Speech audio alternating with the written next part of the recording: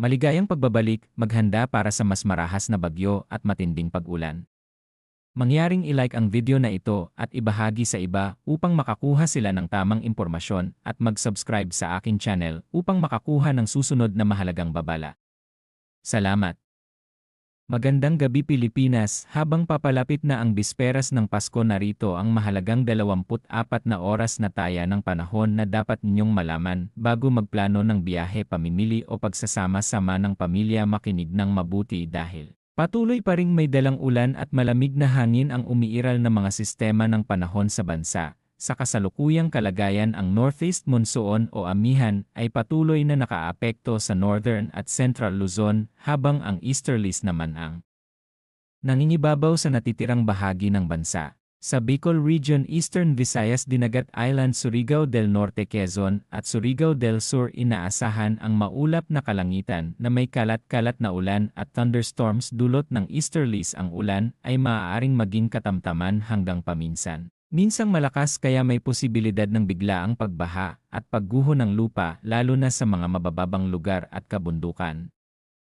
Sa Cagayan, Isabela at Aurora, makakaranas ng maulap na kalangitan na may tuloy-tuloy na pag-ulan. Dulot ng Northeast Monsoon, ang mga pag-ulan ay maaaring katamtaman hanggang malakas sa ilang oras, kaya pinapayuhan ang mga residente na mag-ingat sa posibleng pagbaha at landslides. Sa Ilocos Region, Cordillera Administrative Region, natitirang bahagi ng Cagayan Valley at Central Luzon, magiging bahagyang maulap hanggang maulap ang kalangitan na may isolated light rains. Dahil sa amihan, wala namang inaasahang malaking epekto, ngunit manatiling maingat lalo na sa malamig at minsang madulas na kalsada. Sa Metro Manila at iba pang bahagi ng bansa, asahan ang bahagyang maulap hanggang maulap na kalangitan na may panakanakang pag-ulan o thunderstorms. Dulot ng Easterlies, posibleng magkaroon ng localized flooding kung lalakas ang thunderstorms, lalo na sa hapon at gabi.